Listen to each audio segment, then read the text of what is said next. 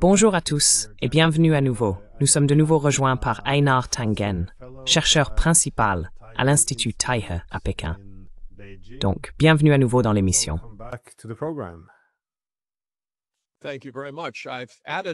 Merci beaucoup. J'ai ajouté une autre bourse. Je suis maintenant chercheur principal au CIJ, qui est un institut canadien fondé par l'un des fondateurs de RIM, qui était votre BlackBerry. Il s'agit du Centre pour l'innovation dans la gouvernance internationale.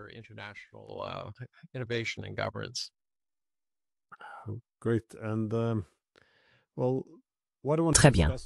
Ce dont je voudrais discuter avec vous, ce sont les menaces de Trump contre les BRICS. Car comme toujours, lorsqu'une chose ne fonctionne pas, il a tendance à redoubler d'efforts.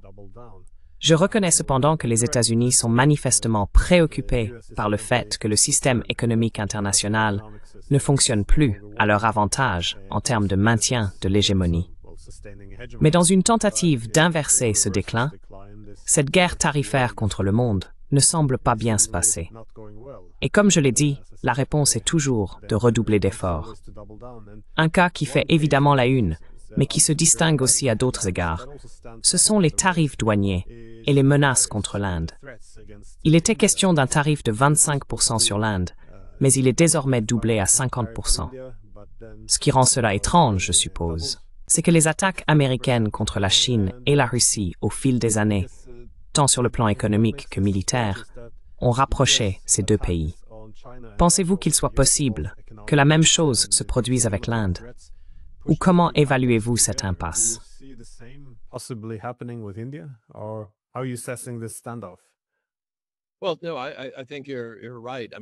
Eh bien non, je pense que tu as raison. Je veux dire, tu as parlé des BRICS. Trump ne se préoccupait pas vraiment des BRICS. Et si tu regardes sa première campagne, c'était la Chine, la Chine, la Chine. Mais ensuite, en 2024, il a commencé à changer de discours. Il a commencé à parler des BRICS et il a dit qu'il représentait une menace pour le dollar américain. Maintenant, il avait des plans, s'il était élu, et il l'a été, pour dévaluer le dollar afin d'aligner davantage les produits manufacturés américains sur les prix internationaux. Je ne pense pas que ça fonctionne de procéder à une dévaluation massive. Je veux dire littéralement de 40, 50, 60% pour y parvenir. Mais cela serait en contradiction avec l'idée de maintenir le dollar américain comme monnaie d'échange mondiale. Donc tu sais, tu peux avoir l'un ou l'autre, mais tu ne peux pas vraiment avoir les deux.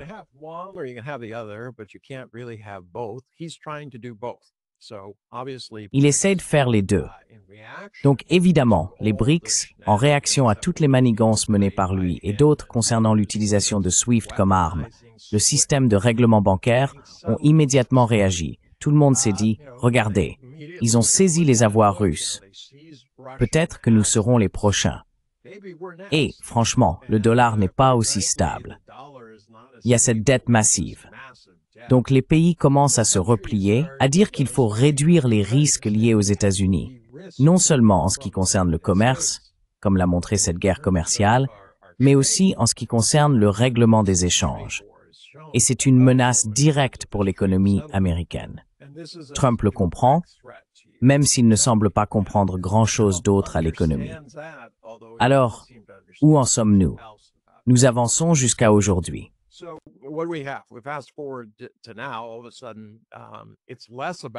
Tout à coup, ces derniers mois, il s'agit moins directement de la Chine et davantage des BRICS. Maintenant, voici ce qui est intéressant. Lors de la réunion la plus récente des BRICS qui s'est tenue au Brésil, ce sont le Brésil et l'Inde qui freinaient et disaient « Écoutez, nous ne voulons pas nous confronter aux États-Unis. Laissons-nous une marge de manœuvre. Nous devons faire une déclaration sur les droits de douane unilatéraux, mais sans nommer les États-Unis. Nous ne voulons pas chercher les ennuis. Nous voulons rester quelque part entre les deux. Nous ne voulons pas avoir à choisir. » Et regardez ce qui s'est passé maintenant. Le Brésil et l'Inde ont tous deux été frappés par ces droits de douane de 50%. L'Afrique du Sud se remet encore de l'humiliation subie par Ramaphosa lors de sa visite à la Maison-Blanche. Et vous savez, il est très clair que Trump considère les BRICS comme le problème. Mais il y a un autre sujet qui n'a absolument rien à voir. another issue, and it's completely unrelated. And that is the fact that right now within the United States. Et c'est un fait qu'en ce moment, aux États-Unis, les réseaux sociaux s'enflamment à propos des dossiers Epstein, que j'appelle Epgate, parce qu'il y a trois choses qui comptent pour Donald Trump. Il se soucie de sa base MAGA et de la façon dont elle le perçoit. Il se soucie des marchés, de leur état, et il se soucie de son image médiatique. Actuellement, tout cela est au plus bas. Sa popularité chute. Les marchés, on voit bien ce qui leur est arrivé. Et sa base MAGA est divisée. Énormément, environ la moitié des personnes qui le soutenaient bruyamment auparavant dans ces différents domaines. Et on parle de, je veux dire, littéralement, Loomer, Bannon. C'était des piliers. C'était des gens prêts à mourir pour Donald Trump. Je crois même que Bannon l'a dit. Je prendrais une balle pour lui, ce genre de choses.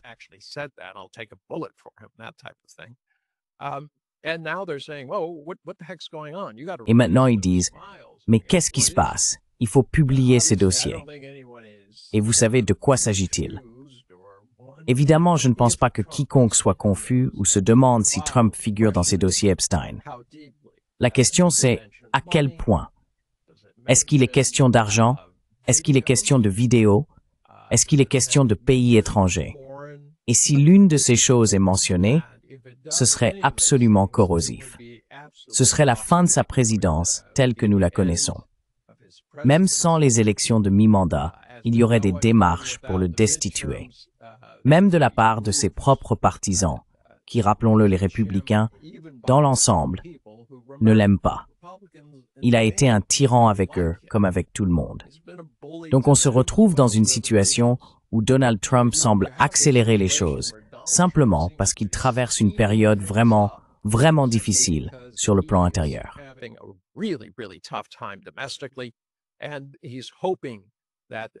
Et il espère que ce genre de manœuvre changera les gros titres. Le problème, c'est que les gens sur les réseaux sociaux, surtout ceux à qui il a alimenté cette théorie du complot selon laquelle les démocrates étaient impliqués dans la pédophilie et qu'ils n'avaient pas publié les dossiers Epstein parce qu'ils avaient peur que tout leur nom y figure. Tout à coup, il a attisé cela. Et maintenant, il se retrouve au cœur de l'incendie qu'il a lui-même déclenché.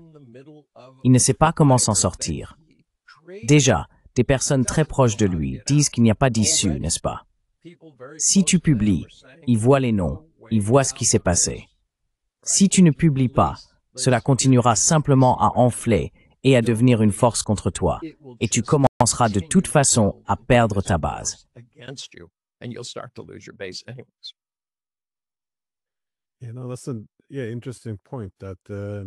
C'est un point intéressant. La politique intérieure des États-Unis influence probablement fortement la manière dont Trump gère les relations étrangères. En effet, lorsque nous entendons Trump parler de la façon dont il a résolu la guerre entre le Pakistan et l'Inde, personne en Inde ne prend cela au sérieux. Mais il semble que ce discours soit destiné à un public national. Donc, encore une fois, dans le jargon académique, on commencerait à qualifier cela d'acteur irrationnel. C'est-à-dire qu'un acteur rationnel devrait agir en fonction de l'équilibre des pouvoirs ou du système international en tant que tel. Dès lors que la politique intérieure commence à façonner la manière dont vous agissez avec le reste du monde, cela serait généralement défini comme un acteur irrationnel. C'est donc une source d'inquiétude, surtout lorsqu'on est une grande puissance comme les États-Unis.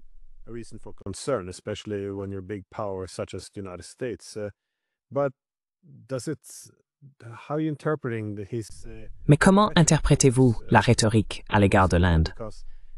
Si l'objectif est de mettre davantage de pression sur l'Inde pour qu'elle se détache de la Russie, qu'elle accepte et suive les règles du commerce, enfin, pas des règles, mais qu'elle fasse ce que Washington lui dit, ce serait une chose.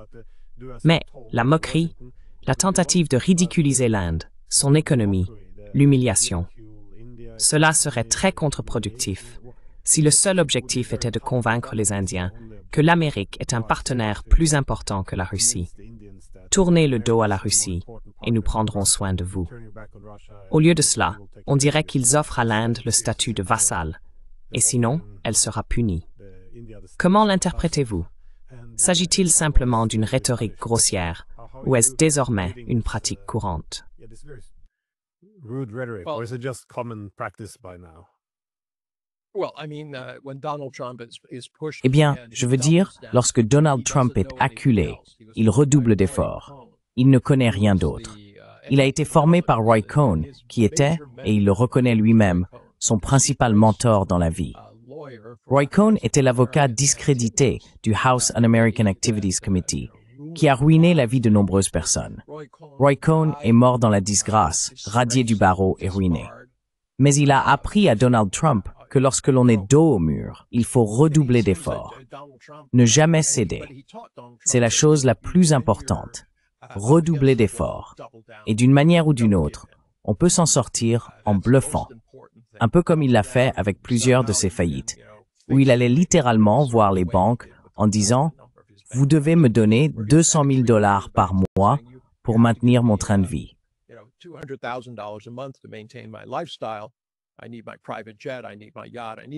J'ai besoin de mon jet privé, j'ai besoin de mon yacht, j'ai besoin de toutes ces choses, parce que si j'échoue, il ne reste rien.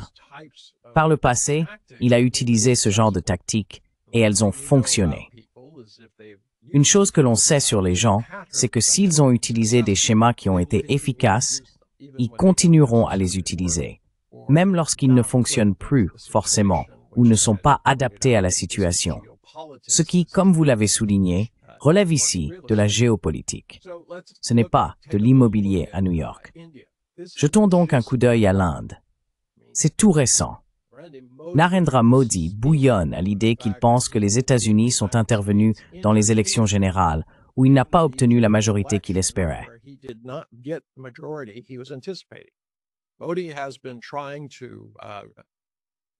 Modi essaye de réformer l'Inde en passant d'un système de gouvernance provinciale forte à un gouvernement central fort.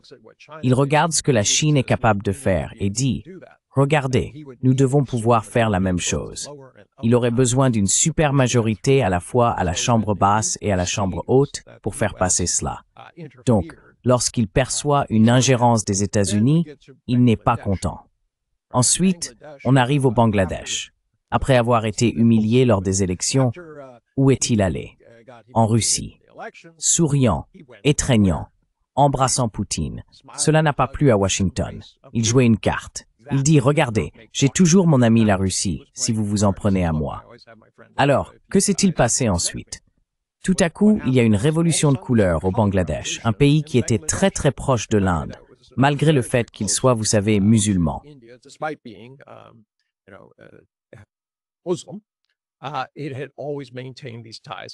Elle avait toujours maintenu ses liens et gardé une certaine distance vis-à-vis du Pakistan. Évidemment, il y a des conflits historiques, etc. Eh bien, cela n'a pas plu à Modi. Il n'était certainement pas content lorsque récemment, Donald Trump a annoncé qu'il allait conclure un accord énergétique avec le Pakistan. Où? Au Baloutchistan. Qu'est-ce qui est important à ce sujet? C'est une région où il y a beaucoup d'insurgés impliqués dans des mouvements anti-pakistanais. Ils veulent la séparation, etc. Les États-Unis s'y installent. Il est probable qu'ils vont y amener leur armée. Pensez-vous vraiment que l'Inde soit ravie à l'idée d'avoir une base militaire à ses frontières?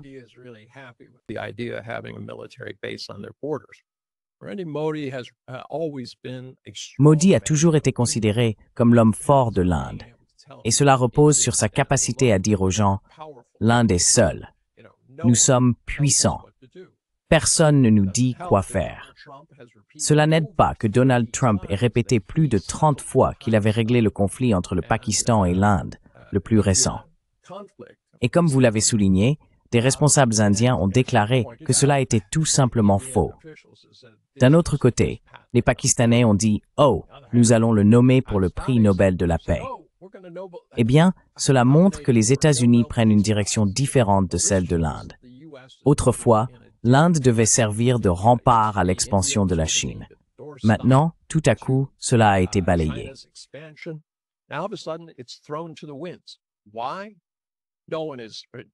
Pourquoi? Personne ne sait vraiment pourquoi. Cela va au-delà de la simple pression économique et des droits de douane. Donc lorsque ces droits de douane sont appliqués, l'Inde est absolument furieuse. J'ai été invité à la télévision indienne à plusieurs reprises hier et ils disaient simplement « Ces gens sont mauvais. Nous étions censés être amis. Nous étions censés avoir une relation. Maintenant, on nous traite comme des chiens. » Alors, quel était le problème dans les négociations commerciales?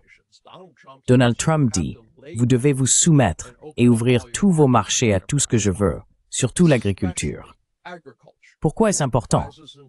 Eh bien, il y a une immense base d'agriculteurs en Inde, et ce sont eux qui décident qui sera au pouvoir.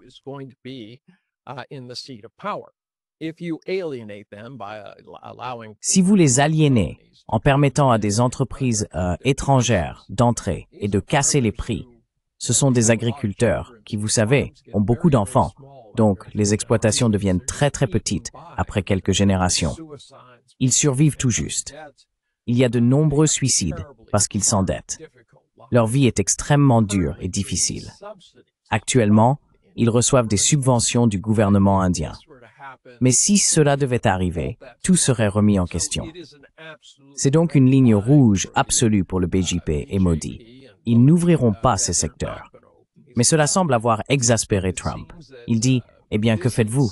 Je vous ai dit quoi faire. »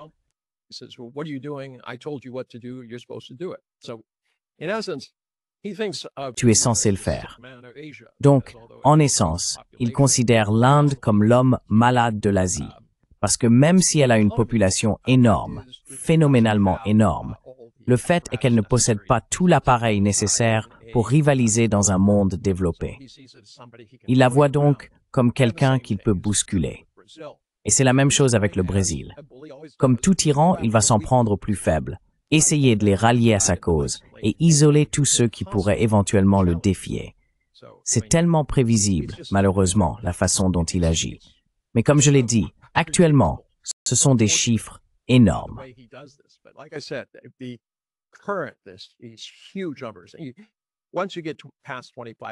Une fois que tu dépasses 25%, Glenn, toi et moi savons très bien qu'il n'y a plus d'échange possible.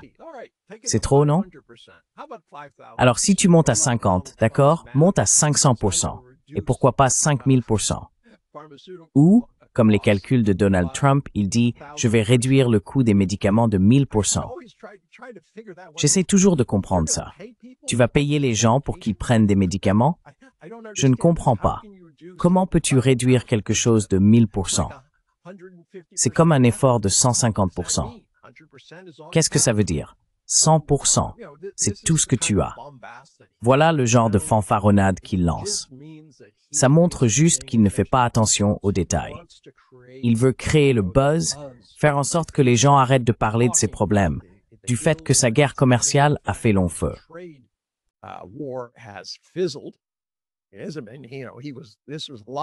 Beaucoup de tout cela visait la Chine. La Chine est la seule à marcher sur des œufs. Eh bien, je pense qu'on peut conclure un accord. Donnez-lui encore 90 jours. Bon, vous savez, tic-tac, on verra bien ce qui se passe. Donc, tout ce discours musclé n'a mené à rien face à quelqu'un qui pouvait lui tenir tête. Toute personne qu'il perçoit comme plus faible, il va tout simplement l'écraser. Et on l'a vu avec Zelensky. On l'a vu avec les dirigeants africains qui sont venus. Et souvenez-vous de cette remarque. « Oh, je suis tellement surpris que vous parliez si bien anglais. » Eh bien, c'est notre langue nationale. Mais ça, vous ne le saviez pas, n'est-ce pas?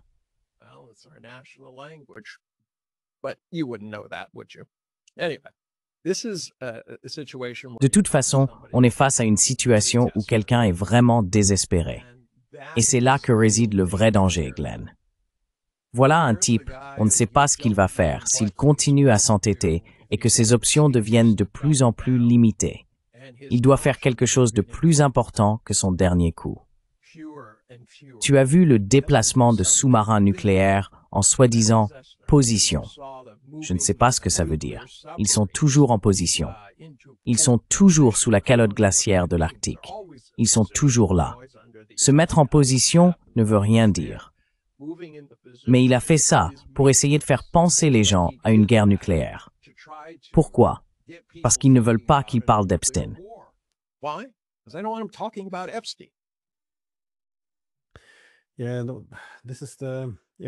Oui, cela a toujours été une de mes préoccupations.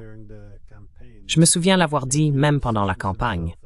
S'il se présente comme ce grand négociateur, le postulat ici est que, oui, l'Amérique est en grande difficulté, ce avec quoi je suis d'accord.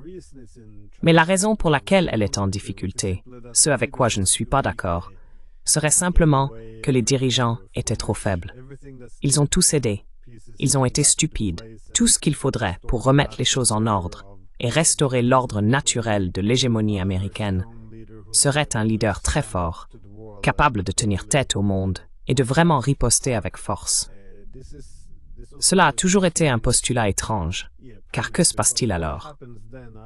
Je me suis toujours demandé ce qu'il ferait s'il n'obtenait pas ces accords. Parce qu'alors, tout ce qu'il lui reste, c'est cette pression maximale. Mais lorsqu'il se retrouve face à des pays qui ne peuvent pas céder, comme l'Inde, ils ne peuvent pas faire cela, ils deviendront la nouvelle Europe qui se plie à tout ce que disent les États-Unis. C'est un peu dur. Je présente mes excuses aux Indiens. Je ne sais pas si c'est plus dur pour l'Inde ou pour l'Europe, mais nous allons le découvrir. Je suis devenu beaucoup plus pessimiste ces derniers temps lorsque des dirigeants politiques appellent Trump « papa ». Ils cèdent ces accords commerciaux qu'ils admettent eux-mêmes n'avoir aucun sens. Je veux dire, il y a un manque d'imagination politique. C'est-à-dire que si l'Amérique ne peut pas dominer le monde, alors l'Europe ne sait plus vraiment quel serait son rôle. Nous ne pouvons désormais tous qu'imaginer être le partenaire junior des États-Unis. Mais je constate la même chose avec la Russie. Vous avez mentionné les sous-marins nucléaires. L'idée qu'ils puissent résoudre la guerre en 24 heures, ou alors en 100 jours. Le problème a toujours été que les Russes, ils ne peuvent pas céder là-dessus. Ils considèrent qu'ils ont envahi l'Ukraine parce qu'ils doivent restaurer la neutralité de l'Ukraine.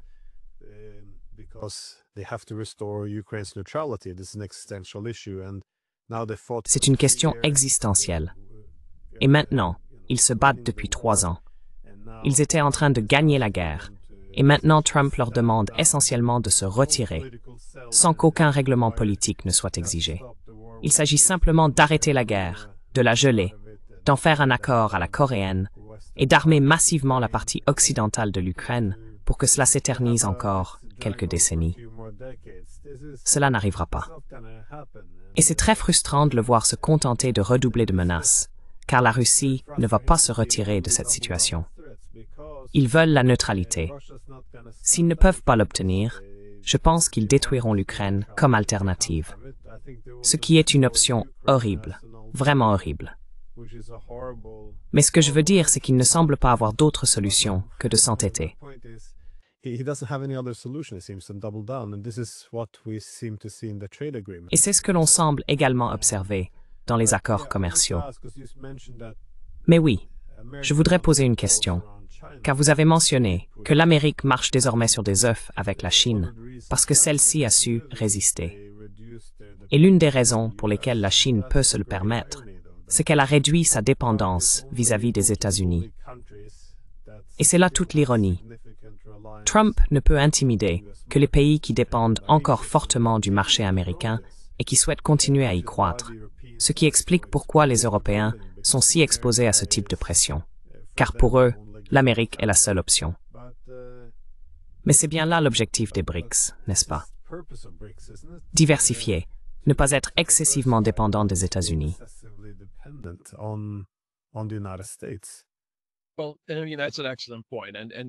Eh bien, c'est un excellent point.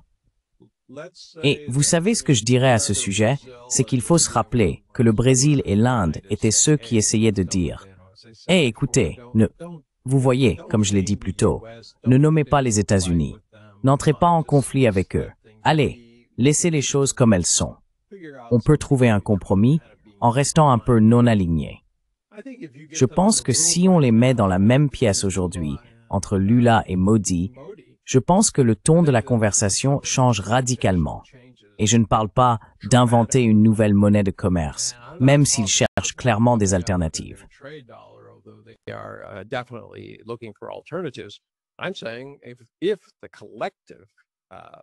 Je dis que si les BRICS se rassemblent et déclarent que ça suffit, nous représentons 40% du PIB mondial, c'est plus du double des États-Unis. Nous sommes dans une situation où nous avons la majorité de la population, de la production, des ressources et des terres. Il est temps d'arrêter les absurdités. Les 10 pays s'unissent, invitent d'autres pays et disent « Nous allons maintenant dire aux États-Unis que nous allons imposer des droits de douane non seulement sur vos biens d'exportation. Rappelez-vous, les États-Unis sont le deuxième plus grand exportateur, mais aussi sur vos services. Cela aurait un impact énorme. Et s'ils font cela et tiennent bon, Trump n'aura pas d'autre choix que de reculer. Et je dis cela parce que ce serait écrasant. Je dirais, écoutez, nous n'allons pas l'accepter.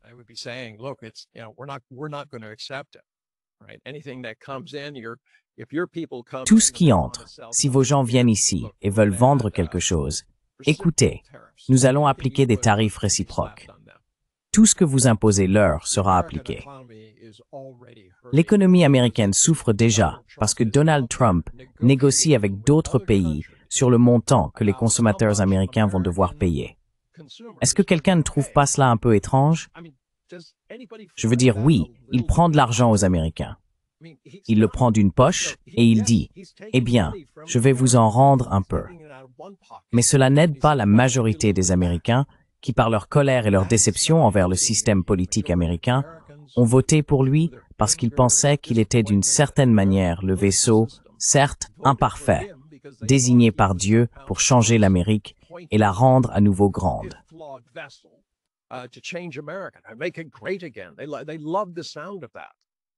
Ils adorent cette idée. Ils pensent que nous pouvons revenir à une époque où il était facile de gagner de l'argent, où il y en avait en abondance et où nous étions respectés, et tout allait bien. Mais ce n'est pas la bonne voie. Lula a convoqué une réunion d'urgence des BRICS. Je pense qu'on pourrait voir des mesures concrètes de leur part. Les gens ont abandonné l'idée que Trump allait se calmer. Ils cherchent juste quelque chose. Nous pouvons le lui donner, attendre 3 ans et demi et en finir. Ils sont tous préoccupés par les dégâts qu'ils causent. Je veux dire, en ce moment, si on regarde les investissements dans le monde, ils s'effondrent. Personne n'est prêt à investir. Où investiriez-vous?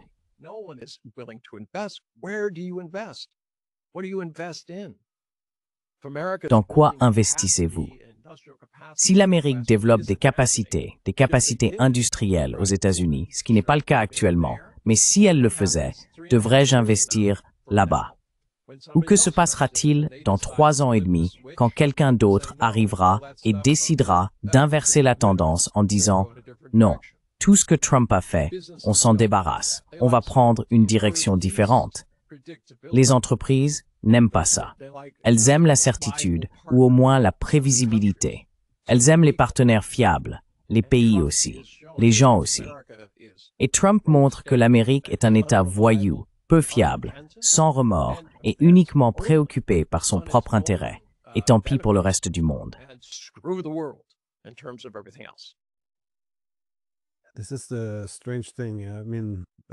C'est une chose étrange. Je veux dire, c'est l'une de ses faiblesses, à mon avis, en ce qui concerne sa capacité à transférer ses compétences du marché immobilier et, je suppose, de la télé-réalité à la politique et à l'économie. Parce qu'en politique et en économie, la confiance et la prévisibilité sont d'une importance fondamentale. On ne peut vraiment pas s'en passer.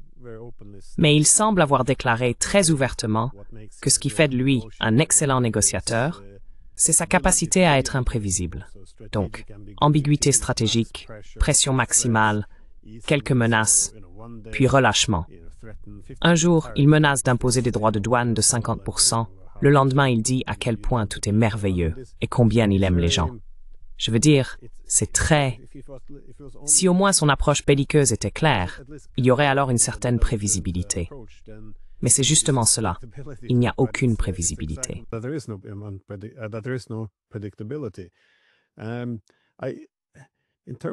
En ce qui concerne l'Inde, cependant, la capacité à les tenir à distance est assez remarquable.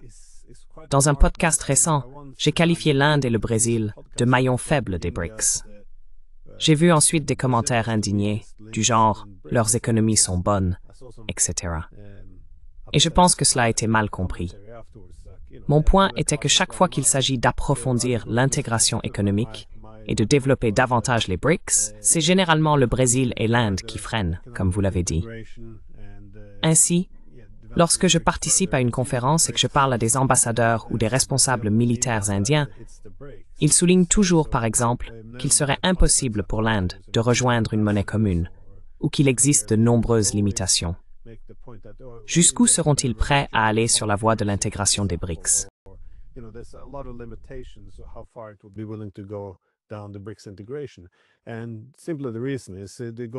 Et tout simplement, la raison en est que cela remonte à la position de l'Inde en tant que puissance non alignée. Si elle était perçue comme adoptant une position anti-américaine, ce serait exclu. Ce n'est pas quelque chose qu'il ferait. Il refuse de choisir une grande puissance plutôt qu'une autre. C'est encore une fois tout l'intérêt d'être non aligné. Mais l'Amérique semble faire ce choix à leur place. Encore une fois, il est toujours absurde d'imposer un ultimatum à un pays s'il ne va pas choisir ce que vous voulez qu'il choisisse.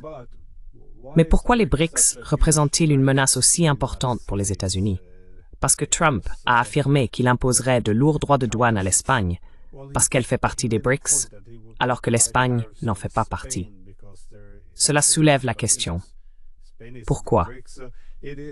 Dans quelle mesure comprend-il les BRICS, étant donné qu'il les considère comme une menace aussi immense? Ou bien, quelle est la menace que représentent les BRICS?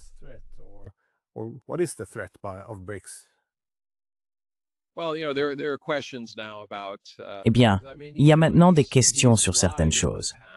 Je veux dire, il a déjà menti par le passé. Il a été démontré qu'il ne dit pas la vérité. Mais dernièrement, il semble empirer de plus en plus. Chaque fois qu'on lui pose une question difficile, c'est « je ne sais pas ».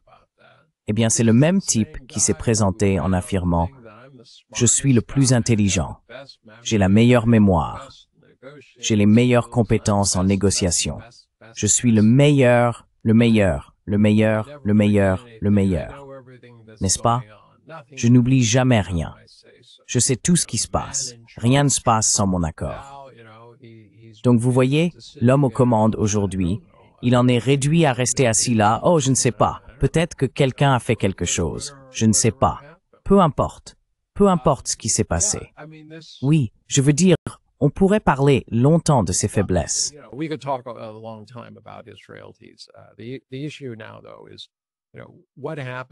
Le problème maintenant, cependant, c'est ce qui se passe lorsqu'ils attaquent deux membres qui ont dit « Ne faisons pas des BRICS une entité politique en prenant parti.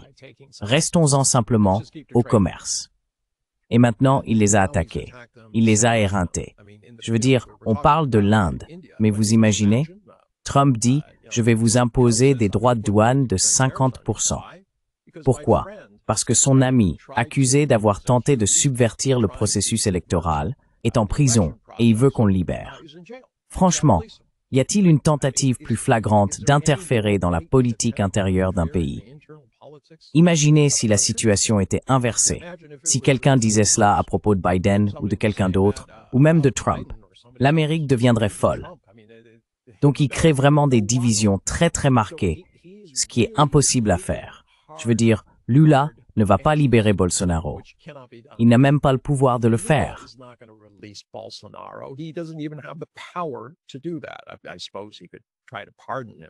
Je suppose qu'il pourrait essayer de le gracier.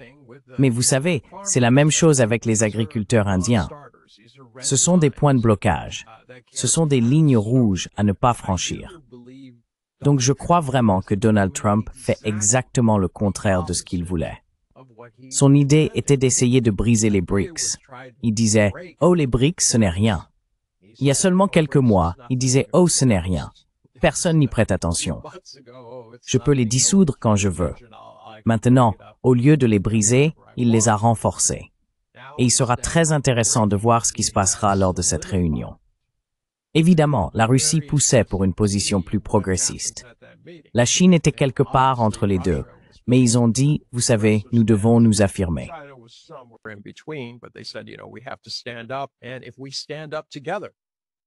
Et si nous nous levons ensemble, regardez ce que nous avons accompli en tant que pays unis face aux États-Unis. Maintenant, ils ne l'ont pas dit explicitement, mais c'est clairement sous-entendu. Si la Chine peut tenir tête aux États-Unis et qu'elle est ensuite rejointe par les autres pays les plus peuplés, les grandes puissances intermédiaires, les États-Unis n'ont aucune chance. S'ils se retrouvent à la table des négociations avec ces 10 membres, ils sont surpassés en nombre et en puissance. Ils n'ont pas les atouts, comme aime le dire Donald Trump.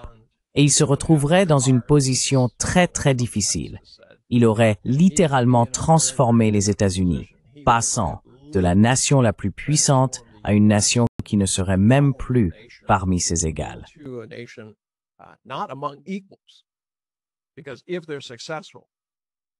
Parce que si les BRICS réussissent, ils pourraient commencer à faire pression sur les États-Unis sur un certain nombre de questions, en disant « Oh, nous comprenons maintenant que vous n'avez plus le pouvoir.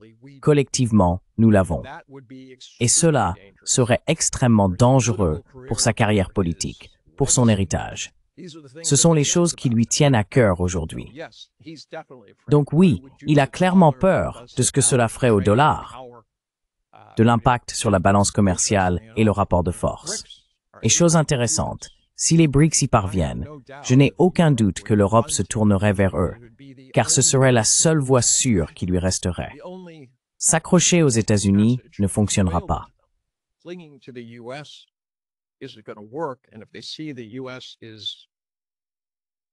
Et s'ils voient que les États-Unis sont affaiblis, ils chercheront un autre homme fort ou un autre groupe puissant pour intervenir. Imaginez que Lew Aberpower dise « Oui, il est temps que nous rejoignions les BRICS, ou le Mexique, ou le Canada. » Ce sont toutes des possibilités aujourd'hui, parce que Donald Trump a aliéné tout le monde. Et s'il voit une opportunité en s'unissant, cela entraînera littéralement le déclin des États-Unis en termes d'hégémonie. Le danger, cependant, c'est la carte militaire. Que se passe-t-il si Donald Trump devient tellement désespéré qu'il décide de se lancer dans une sorte d'aventure militaire afin d'essayer de souder la population américaine, de justifier ses propres actions et parce qu'il n'a pas d'autres options? C'est ce qui m'empêche de dormir la nuit.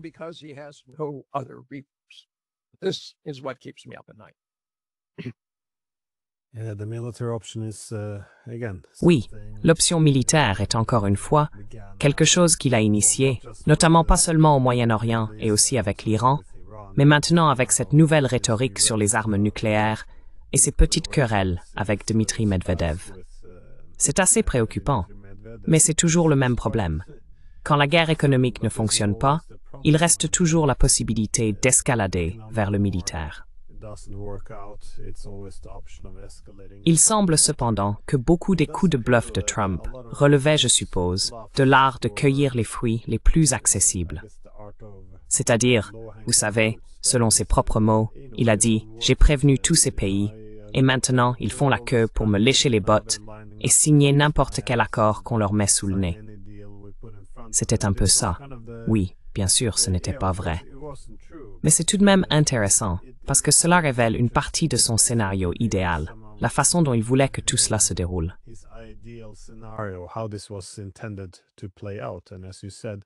Et comme vous l'avez dit, souvent c'est du bluff. Car lorsque vous avez des pays comme la Chine, qui ont leur chaîne d'approvisionnement bien organisée et savent que l'Amérique dépend plus d'eux que l'inverse, ils peuvent toujours exercer des pressions. Par exemple, avec les terres rares, les États-Unis devraient freiner leur croissance économique. C'est de la coercition. Les droits de douane, cependant, c'est la manière dont ils sont utilisés qui est également préoccupante, car les droits de douane ont toujours été utilisés. C'est-à-dire que si le pays A souhaite donner un avantage concurrentiel à sa propre agriculture, le pays B voudra avoir un avantage concurrentiel au niveau national pour sa propre industrie automobile.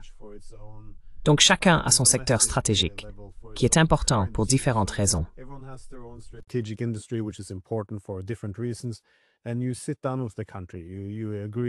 Et vous vous asseyez avec le pays, vous concluez un accord commercial où vous reconnaissez vos interventions sur le marché. Et cela est normal, mais non seulement c'est unilatéral et imposé par des menaces au lieu de discussion. C'est toute l'idée de la réindustrialisation. Il est allé bien au-delà de cela. Je veux dire, maintenant c'est, vous savez, ne quittez pas les BRICS ou vous aurez des tarifs douaniers, disent-ils. Abandonnez les poursuites contre le président Bolsonaro ou vous aurez des tarifs douaniers. La Russie doit accepter un cessez-le-feu sans règlement politique, sinon vous aurez des tarifs douaniers. C'est désormais le marteau pour assommer les pays par chantage politique ou, avec les Européens, leur faire accepter une subordination totale.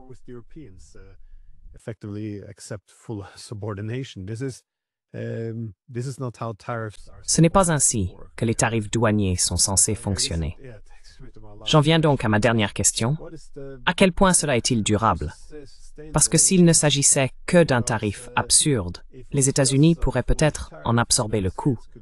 Mais cela semble révéler des problèmes plus profonds, non seulement dans l'économie américaine, mais dans tout l'Occident. Et aujourd'hui, aux États-Unis, on voit les actions baisser, le dollar baisser, les obligations baisser. Tout cela se produit en même temps, ce qui est assez inhabituel. D'habitude, si l'on quitte les actions, on place son argent dans le dollar, par exemple. Mais là, tout baisse en même temps. Je me demandais comment vous interprétiez les évolutions économiques actuelles aux États-Unis.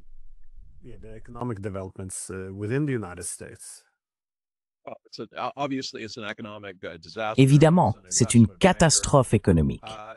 J'ai été banquier d'investissement et j'ai travaillé à la fois sur les obligations et sur la structuration de grands accords impliquant des partenariats publics-privés. Donc je maîtrise bien ce domaine. Je veux dire, quand on a quelque chose comme ça, c'est comme lorsque la marée se retire soudainement, elle s'éloigne vers la mer, bien au-delà de ce qu'on voit habituellement. C'est un signe d'alerte. Cela signifie qu'un tsunami arrive. Et ça, c'est quelque chose que Trump ne voit pas. Il pense qu'il peut s'en sortir en bluffant. Mais il y a des problèmes sous-jacents. Ce n'est pas seulement une question de ce que fait Trump ou des dégâts qu'il a causés. Il faut commencer à regarder autour du monde. Je veux dire, il y a le TPP. Qu'ont-ils fait? Ils ont dit, eh bien, regardez, nous allons nous regrouper et entre nous, nous allons traiter cette question des quotas, des tarifs et des choses comme ça.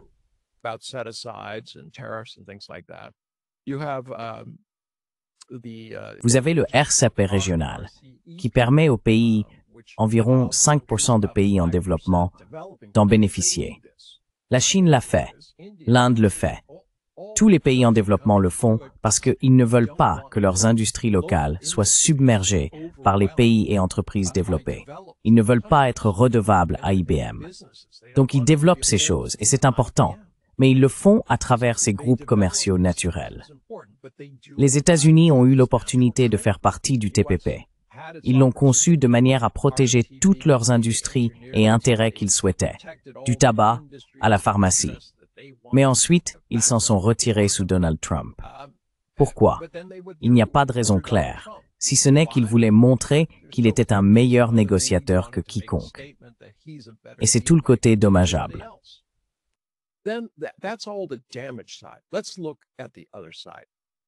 Regardons l'autre côté. Au cours des 6 premiers mois de cette année, la Chine a réalisé un investissement record dans l'initiative La Ceinture et la Route, 225 milliards de dollars, doublant littéralement nombre des investissements qu'elle a fait dans quoi? L'énergie verte, les infrastructures, les entreprises. Donc d'un côté, vous avez les États-Unis qui érigent ces barrières tarifaires absurdes qui vont frapper très durement les Américains, entraînant la perte des élections de mi-mandat et causant énormément de souffrance aux Américains, en particulier aux plus pauvres. Et de l'autre côté, vous avez la Chine qui dit « Regardez, nous nous soucions de la pauvreté et nous avons éradiqué l'extrême pauvreté. Nous travaillons sur l'initiative La Ceinture et la Route depuis 12 ans. Nous y avons investi plus d'1 trillion de dollars. Cette année, nous redoublons d'efforts en termes d'investissement.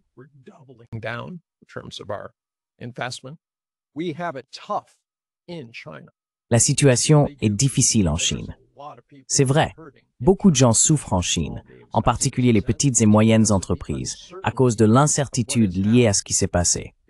Si je fabrique des décorations de Noël, je ne sais pas du tout ce qui va se passer concernant les droits de douane, ou si les gens vont simplement dire je n'achèterai pas de décorations de Noël cette année. Ou encore, je vais les acheter ailleurs. Comme si l'usine de décoration de Noël pouvait déménager ailleurs en quelques mois. Donc, d'un côté, il y a un développement différent. Et c'est vraiment ce que, selon moi, les BRICS et d'autres pays examinent. Ils disent, allons, regardons cela de plus près. Il y a une meilleure façon de faire. Il existe un moyen de coopérer sur la base de principes de non-alignement, où il s'agit de sécurité.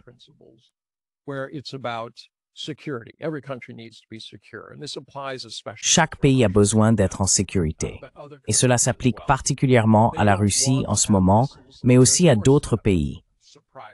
Ils ne veulent pas avoir de missiles à leur porte. Quelle surprise!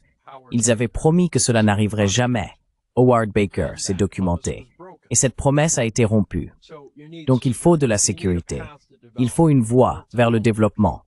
Vous voulez aider votre peuple. Vous ne pouvez pas rester au pouvoir à moins de faire quelque chose pour votre population. Et c'est là le but du gouvernement. Maintenir l'ordre, offrir une société sûre, n'est-ce pas? Et ensuite, créer des opportunités.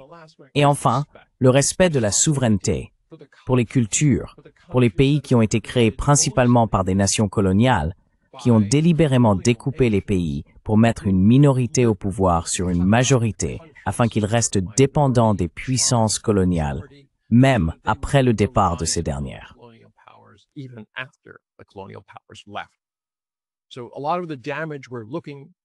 Donc, une grande partie des dégâts que nous constatons aujourd'hui, en ce qui concerne les pays qui souffrent, remonte à ses racines coloniales. Mais la situation est ce qu'elle est maintenant. À présent, nous devons trouver comment nous accepter les uns les autres, aussi bien à l'intérieur des pays qu'entre les pays. Je pense que la Chine propose un modèle bien meilleur et plus attractif que ce que Donald Trump offre avec ses droits de douane unilatéraux et extractifs. Son, comme vous l'avez dit, instrument brutal du « j'obtiens ce que je veux quand je le veux ». C'est littéralement comme un enfant de 11 ans dans la cour de récréation qui insiste pour avoir le ballon et menace de casser le nez de celui qui ne le lui donne pas. Ce n'est pas tenable.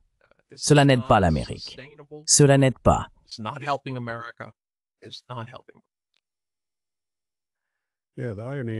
Oui, l'ironie ici, c'est que même les Chinois ne veulent pas voir cela dans cette guerre commerciale avec la Chine. Je veux dire, ce serait dans l'intérêt de tout le monde.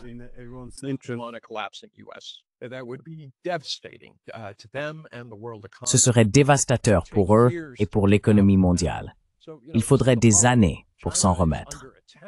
Voilà donc le problème. La Chine est attaquée par un pays et elle doit faire preuve de maturité et essayer de l'éloigner de cette falaise vers laquelle il semble vouloir se précipiter.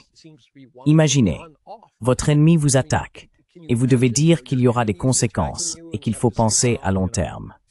Il faut beaucoup de clairvoyance pour agir ainsi. Et j'espère, comme je l'ai dit, que les BRICS reconnaîtront qu'ils ne veulent pas que les États-Unis tombent dans le vide, mais qu'ils ne veulent pas non plus qu'ils se comportent comme un enfant gâté, exigeant que tout le monde lui donne des bonbons.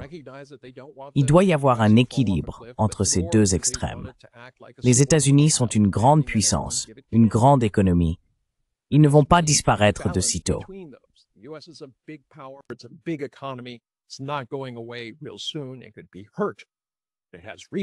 Cela pourrait être blessant. Les États-Unis ont des ressources, ils ont des terres, ils ont une population, et ils seront toujours là. Ils ne vont pas disparaître entre le Canada et le Mexique. Ils continueront d'exister. Il faut donc trouver un moyen de composer avec eux. Mais il doit y avoir un changement d'attitude à Washington. Il faut s'éloigner de cet exceptionnalisme américain, cette idée que tout ce que nous faisons est juste, peu importe qui nous tuons, mutilons ou si nous soutenons un génocide en Israël. Cette époque doit prendre fin. Mais la seule façon d'y parvenir, et l'Amérique a une longue histoire à ce sujet, c'est malheureusement à travers une crise. Donc, si les BRICS peuvent provoquer une crise raisonnable et apporter une solution aux États-Unis, je pense que c'est vraiment la seule façon de régler la situation.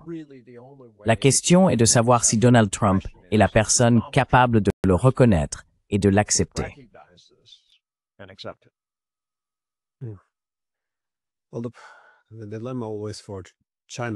Eh bien, le dilemme pour la Chine, il semble, est que les États-Unis renoncent à la confiance et à la prévisibilité avec le reste du monde.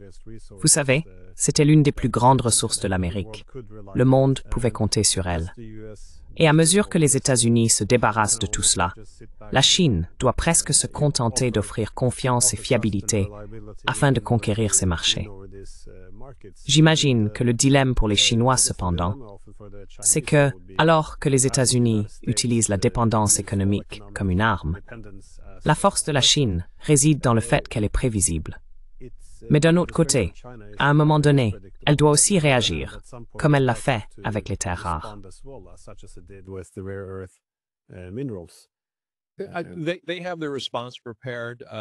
Ils ont préparé leur réponse.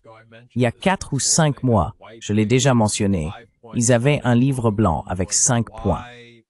L'un d'eux portait sur l'accord de phase 1, dans lequel la Chine s'était engagée à acheter pour des milliards de dollars d'énergie et de produits agricoles aux États-Unis, et sur les raisons de son échec. Principalement, cela avait à voir avec le Covid et d'autres choses de ce genre. Mais on ne parle pas, si vous avez 5 points dans votre livre blanc majeur. La dernière chose que vous voulez faire, c'est évoquer un échec, à moins qu'il n'y ait une raison derrière. J'ai donc clairement interprété cela comme le signe qu'ils envisagent une phase 2. C'est transactionnel. Donald Trump peut déclarer victoire. C'est ce que j'ai toujours voulu. Mais du point de vue de Pékin, c'est transactionnel. S'ils rompent l'accord, l'argent s'arrête.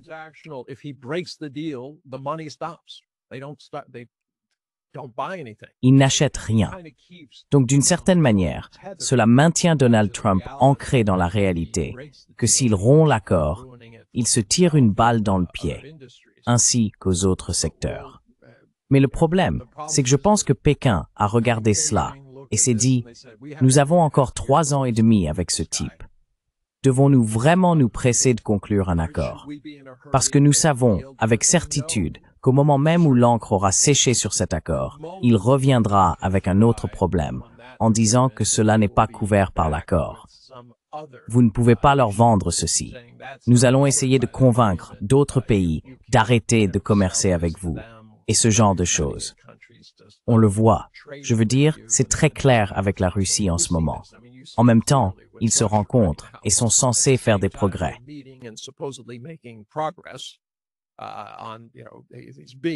Sur ces grandes questions, ils attaquent l'Inde pour avoir acheté du pétrole russe. Eh bien, laissez-moi le dire ainsi. Si l'Inde n'avait pas acheté ce pétrole, le monde serait en crise, car les prix du pétrole auraient été énormément augmentés. Et tout cela s'est fait avec l'assentiment des États-Unis et de l'Europe, car ils se sont rendus compte qu'ils ne pouvaient pas s'en passer. C'est vraiment le gaz qui a été en jeu lorsqu'ils ont détruit les gazoducs. Comment cela s'est-il produit? Eh bien, je suis sûr que nous ne saurons jamais exactement qui a détruit ces gazoducs. Une chose dont je suis certain, ce n'était pas une bande de types dans un hors-bord qui posait les tonnes d'explosifs nécessaires pour faire sauter tout ça. C'est un peu faible et léger. Cela ne résiste pas à l'épreuve de la vérité.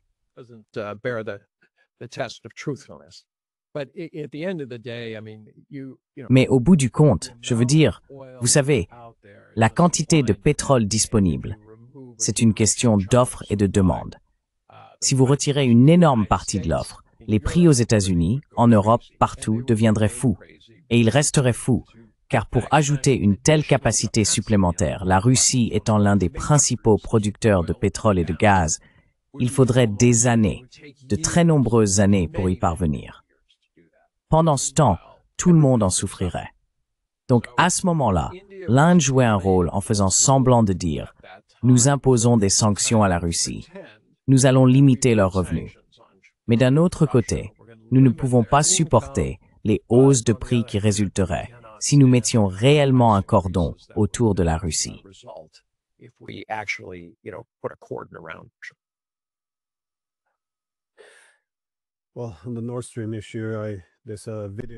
Eh bien, sur la question de Nord Stream, il existe une vidéo de Tucker Carlson interviewant le secrétaire américain au Trésor, Scott Bessent, dans laquelle ils sont assis en disant « Eh bien, qu'est-ce qui a détruit Nord Stream ?» peut-être un bateau de pêche norvégien, puis ils éclatent de rire. Vous voyez, aussi ouvertement que possible, ils se moquent des Européens en disant « Oui, vous avez détruit leur infrastructure énergétique, mais bon, et alors? Ce n'est qu'une blague, non ?»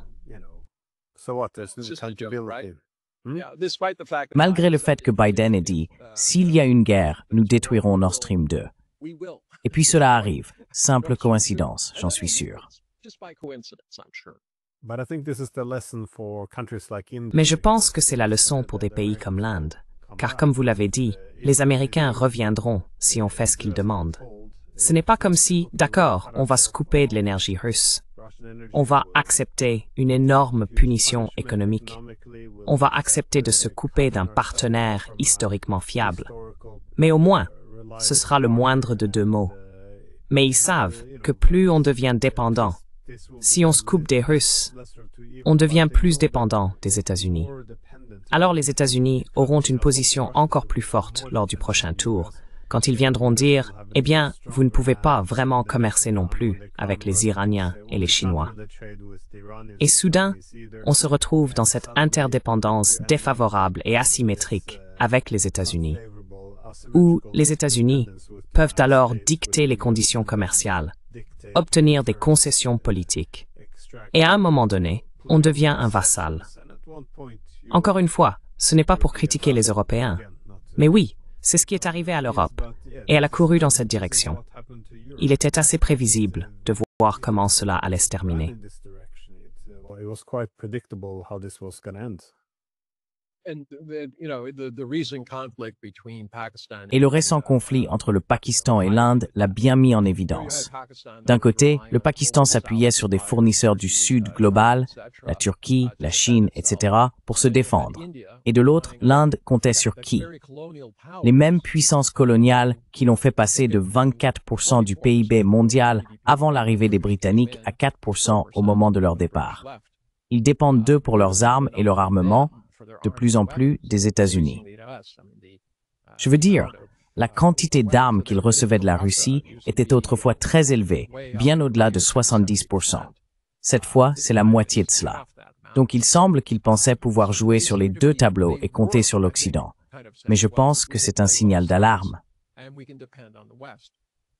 With this, I think is a wake-up call. Et après avoir regardé les chaînes de télévision indiennes, qui sont globalement alignées sur la position du gouvernement, vous voyez ce que je veux dire. Ils sont très fermes. Leurs experts disent « Nous ne pouvons pas faire confiance à ces gens. Ils nous ont humiliés. Ils insistent sur des conditions que nous ne pouvons pas accepter. Peut-être pour le pétrole, mais pas pour les agriculteurs. » Je veux dire, si vous incluez les agriculteurs dans l'équation, cela signifie que vous prévoyez de perdre la prochaine élection. Et ce n'est pas quelque chose que Modi va accepter. De plus, il y a l'humiliation personnelle de voir Trump répéter qu'il a tout réglé. Cela agace Modi à chaque fois qu'il le dit, vous remarquerez. À chaque fois que Trump affirme cela, le ministère indien des Affaires étrangères publie un communiqué pour le démentir.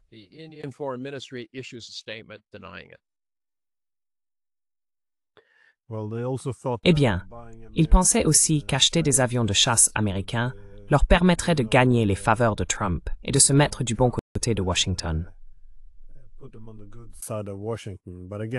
Mais encore une fois, mon point était montrer la moindre faiblesse à Trump et vous deviendrez littéralement son chien. Oui. Eh bien, encore une fois, cela est perçu comme une faiblesse et cela pourrait être exploité. Donc je pense que la leçon à retenir est de suivre l'exemple de l'Inde, sécuriser ses chaînes d'approvisionnement et réduire sa vulnérabilité en diversifiant et résister lorsque quelqu'un vous impose des ultimatums et des menaces. Et je pense que c'est la direction à prendre. Résister, ensemble.